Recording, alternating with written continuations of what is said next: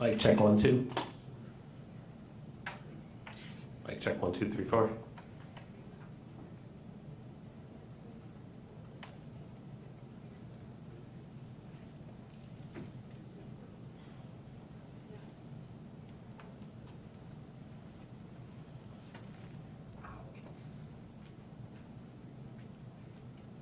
right, cool, awesome. All right, thank you. All right, sounds good. Then I'll feed the email after. All right.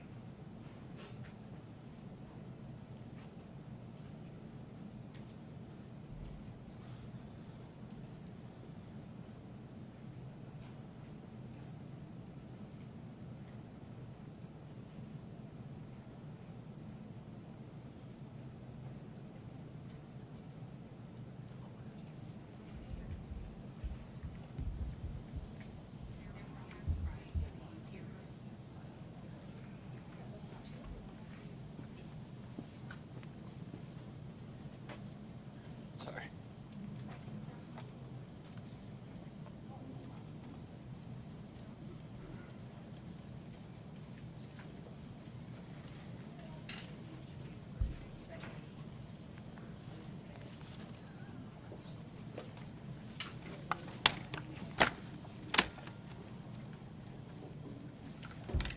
Cam, just let me know when you're good. I haven't seen you in a long time. All right, it's official. Are we good? It's on. He's back.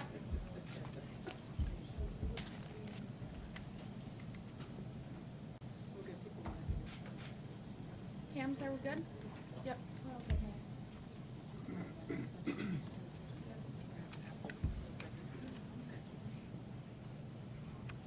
Are we all set up, or do you need a minute? Are we good? Okay. All right, good afternoon, everyone. We just had an opportunity to visit the CPS Command Center. I want to thank all the folks that are in that room, really trying to be responsive as possible to the CPS community as the schools are going to be closed starting tomorrow. I want to thank Dr. Jackson and her team, all the CPS teachers, support staff, nurses, and janitors. This is really uncharted territory for all of us, but I am incredibly pleased at the level of responsiveness that we've had from all the people within the CPS family and across city government to make sure that we're doing everything that we can to really support CPS in this time. As the governor announced on Friday, the schools across the state will be closed for at least 2 weeks. Since that announcement has been made, people have been working literally around the clock and throughout the weekend, and I should emphasize that CPS always has a contingency plan.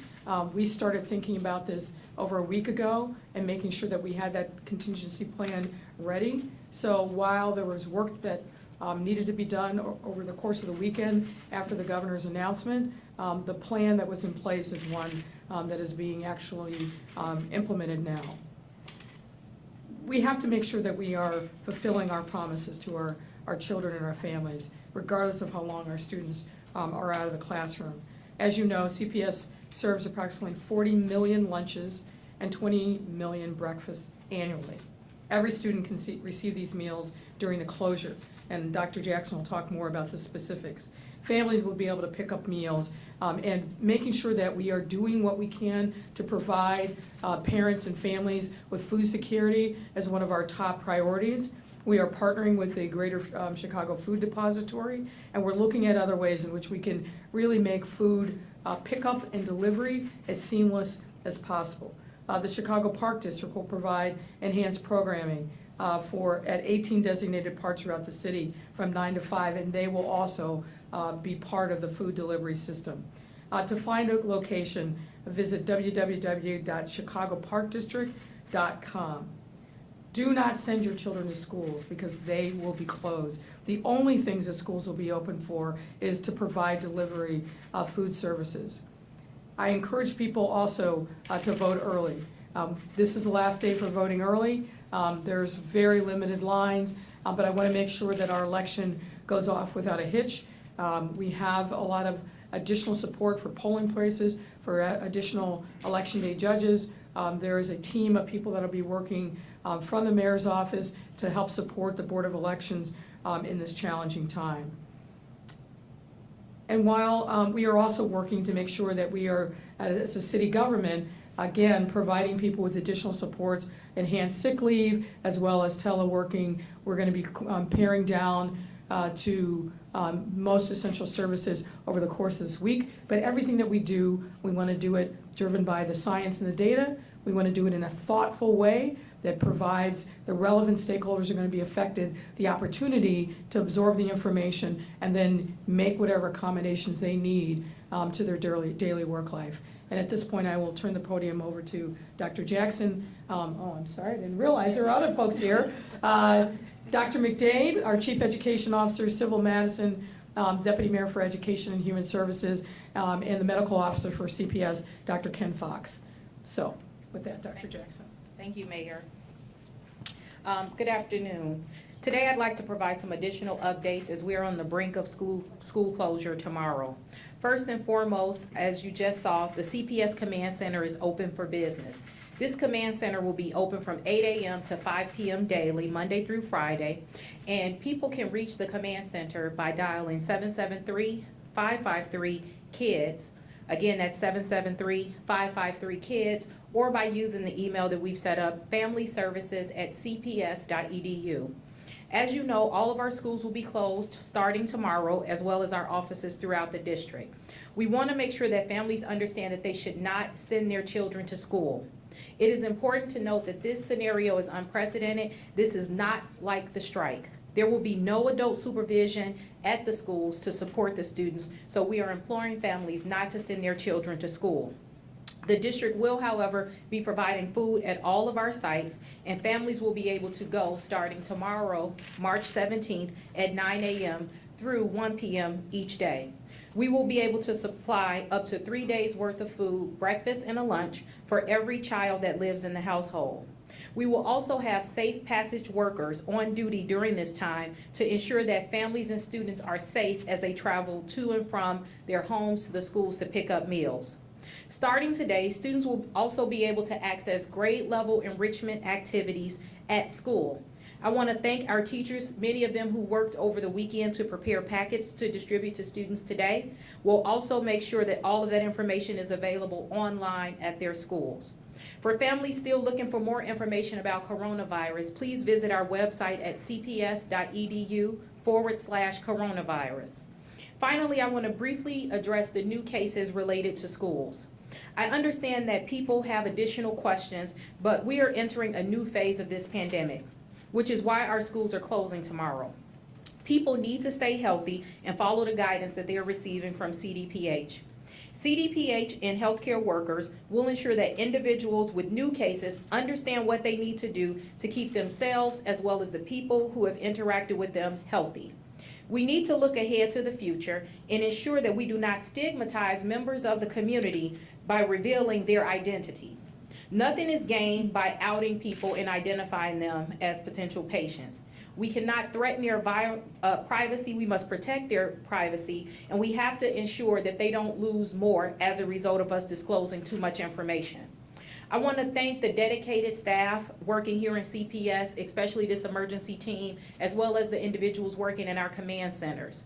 We have people who are working every single day on behalf of the children and families in our school system to make sure that they are safe and fed throughout this crisis. Again, I want to thank Mayor Lightfoot for her leadership, who brought this city together to make sure that we are coordinated in our response to the pandemic. As a parent and leader of this district, I understand that this is a very difficult time for all of our parents and families, which is why we're committed to keeping people updated throughout this crisis. At this time, we will take your questions. What can you tell us about the case at Sheridan? I think we've shared all that we can say about that. We did notify our families yesterday that there was a case. We made the move to close the school today in order to, ensure that we did not continue with the spread. But one of the things that I want to note is that by all accounts, and I'm no medical expert here, we know that we will continue to see more cases rise. And I think it's important that people understand that there is a shift. With all of our schools closing, there's no need to identify individuals and try to track people down and figure out who they're contacting. We've taken this unprecedented step to ask people to stay home, and anybody with symptoms should follow the guidance that CDPH and CDC has put out with regard to coronavirus. Let me, if I can, just clarify.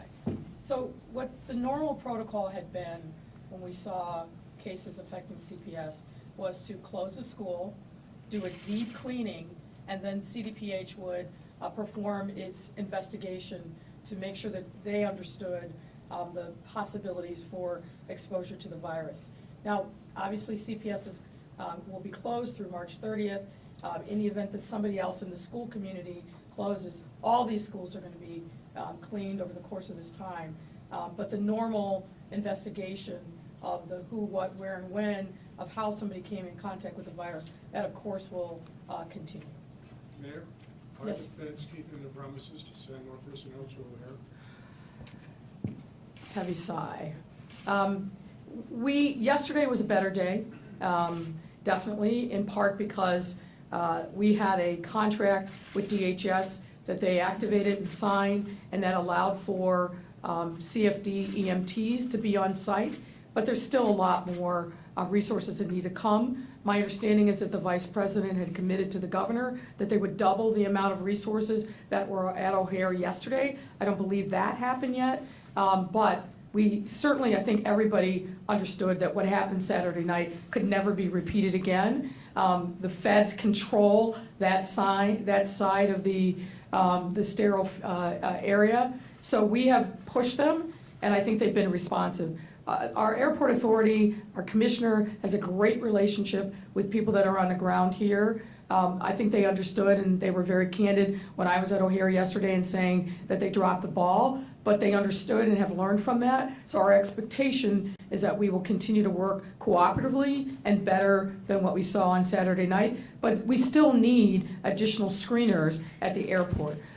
I don't think the federal authorities understood that when they added the UK to the level of countries that were going to have to be screened, that the volume would jump exponentially. What we also saw, my understanding is, some people were leaving Europe, flying to Canada, and then coming into Chicago. So that was another source of the large number of people that were coming in mass. What we've asked the FAA to do, and I believe that they've activated this as of yesterday, was to obviously be mindful of how many people are coming, what the flights are, what the timing are, and regulate that, but also not to just let people deplane and to be standing in these big concourses waiting to be screened. We've asked, let's keep them on the plane. They're comfortable on the plane. They can get access to bathrooms, water. They can sit. So bring them off when they're actually ready to be screened. And yesterday, I think the lines were no more than about 30 minutes, as opposed to 3+ hours that we saw on Saturday night. Mayor, the CDC is offering new guidance, no large gatherings of 50 people or more until May.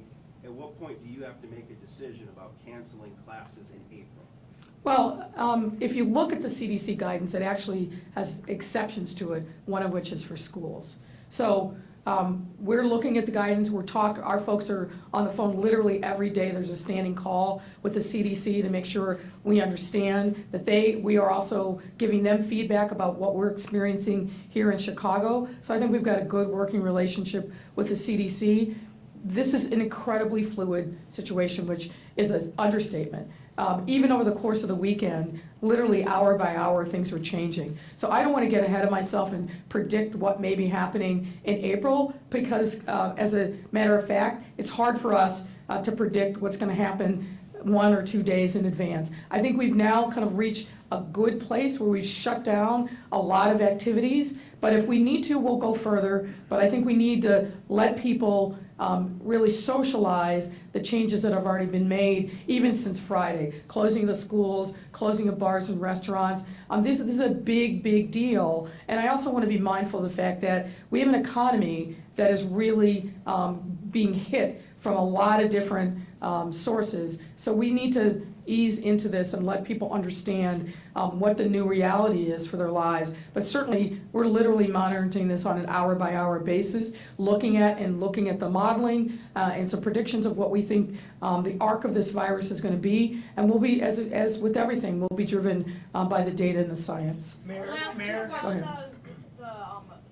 The curriculum over this time is not going to be graded, and I was wondering what you guys think about that, if you think that there might be some exceptions, if teachers really want to grade the work. Sarah, I saw your tweet, so are you asking for yourself or for the public? The kids think it's fantastic. Okay. Right, that's the problem, right? No, it's important to note that what we have stood up with our e-learning platform is really enrichment. We cannot mandate that those assignments be graded and incorporated into a student grade. However, I do think that teachers will be using all of the tools at their disposal to encourage students to do it. As a parent, I will say this, I'm not popular in my house, but they should be doing it anyway. And there's a lot of talk about learning for the sake of learning, so this is really an opportunity for people to apply that in their homes. And I would also just add to that, I got an email from a friend over the course of the weekend who's set up kind of a daily plan for her daughter to make sure that there's no slippage, and that's a real thing. To the extent that parents and guardians have the ability to do that, having a goal for each day while the students are out makes a lot of sense to me, and unfortunately for Vivian Lightfoot, we're going to be imposing that in our household. Mayor, when it comes to Yes, sir. other closings, things like movie theaters, things like theaters, and you know, there's different cities are doing different things. We haven't gone that far yet. Where are you on looking at things like that and like City Hall? Well, I would say this, a lot of the theaters, for example, both movie theaters as well as cultural theaters, a lot of those places have actually closed down for some period of time. You know that last week Broadway went on hiatus for a period of time. Our great theater culture here in Chicago has also, I think, taken some of our lead. I'm aware of several. Some of the museums are also closing down. Look, I think people recognize this is a highly unusual time, and that the best thing that we can do in the short term is follow the guidance that we've been given. We obviously announced closures of any events that are 1,000 or above, and really trying to place limits on 250 above as well. People recognize that we are taking these seemingly drastic measures in order to save lives. We have looked at the arc of this virus in terms of what happened in other countries. We were walking along the same path, for example, as countries like Italy. And that's why looking at that data and to see the number of cases on a day-by-day basis where we were at the same time as where Italy was at the beginning of this virus really taking hold there, we knew we had to take some very drastic measures, and we're not going to hesitate to do more if it's necessary. But as I said, this is a big shock to the system for a lot of folks. And what we need to do is make sure that we're continuing to be consistent in our messaging, consistent in what individuals can do to help themselves, help their families, really reduce the spread. And we'll keep looking at other things that we may be doing to support this effort, but I think we're in a pretty good place right now. But again, as I said, we're going to be assessing this on a daily and really an hourly basis, and if we need to take additional steps, we will. Thank you guys. Is the city considering relaxing parking restrictions to allow delivery drivers to be closer to wherever they're, dropping off and picking up? We already announced some relaxing of that over the weekend for night deliveries to grocery stores that were really struggling to get deliveries and make sure that their shelves are restocked. We're looking at actually a range of different things that we're putting some finer touches on, and we'll be announcing those later this week. We've got to do everything that we can to make sure that, one, the public is protected, that we relieve the burden of city government on folks at this time in particular, and that we do everything that we can to support businesses, and particularly that we support healthcare workers. What do you I say think to Fran had a people, what do you question. say to people who are coming to the city Hold council? hold on, Fran, let me just, go ahead. What do you say to people who are planning to come to the city council Don't meeting come. tomorrow? Watch, it's Wednesday, or the committee meetings. They shouldn't come. A lot of the city council committees and city council itself are live streamed. There's 77 libraries that are open and lots of other opportunities for people to view them on the live stream. We really want to limit the amount of people that are in the building on a day-to-day basis, but particularly for city council, where, as I mentioned last week, we're going to be putting some seating restrictions in on the second floor as well as the third floor to limit the amount of people that can be in there, and so that we are practicing social distancing. We have some important things that we need to get accomplished related to the city response to coronavirus, which is why we're going forward on Wednesday, but we're going to go forward in a very streamlined fashion. So folks who are interested, please stay home, watch it on the live stream. We're going to be making provisions if people want to make statements. They can do that and submit their testimony in writing, but we really, really encourage people to view the city council proceedings through the live stream and not to physically come to the building on Wednesday. Go ahead, Fran. I was going to say, I wrote a Metro Train this morning that was literally empty, and I'm sure the CTA is the same. At what point do you slim down the CTA schedule or close it down?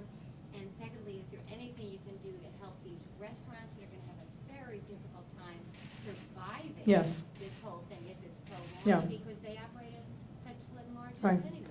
Well, let me take the last part of your question first regarding the restaurants. We've been in conversation with a number of different restaurateurs of all sizes and the Illinois Restaurant Association to address precisely that question. And we are looking at ways in which we can provide some supports to these workers because they do live paycheck to paycheck, particularly the workers that are relying upon tip wages. We know that this time is a particular hardship on them, and so we're going to be working not only to put city resources to help them, but look to the business community and others to provide some support. So we need to put some finer points on this, but this is something that I'm hoping that we'll be able to announce in concert with the Illinois Restaurant Association later this week.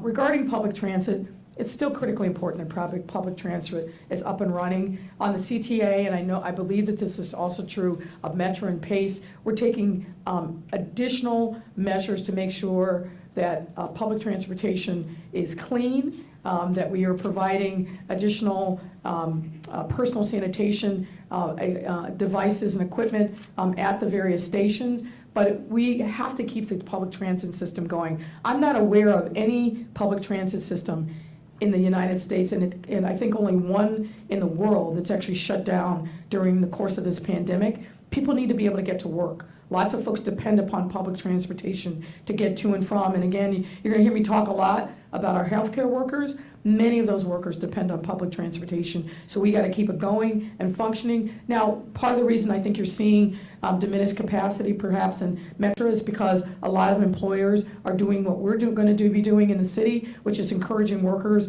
to work from home, to make sure that we're setting up IT systems that can accommodate teleworking. And that's a good thing. We do want people to limit their movement to and fro, but for some folks, that's just not an option. They've got to go to work, and our healthcare workers in particular, for me, are at the top of that list, as well as our first responders, whether it's police, fire, EMT, call takers, dispatchers. Those folks are on the front lines, and we're doing as much as we possibly can to support them as well. Yes, ma'am. Getting back to the kids. Yes. As families are going to be getting in lines to get the food, is there anything being considered as far as social distancing? Oh, of course. Of course. Yeah. Precautions that we can expect to see. We've set this up so that it is grab and go, so that's going to limit interaction and touching between the individuals picking up and those that prepare the food. We're also stationing these pick up and go spots right outside of the school, so we think that that's an additional precaution. So we feel pretty confident about that, and we're limiting social interaction as much as possible.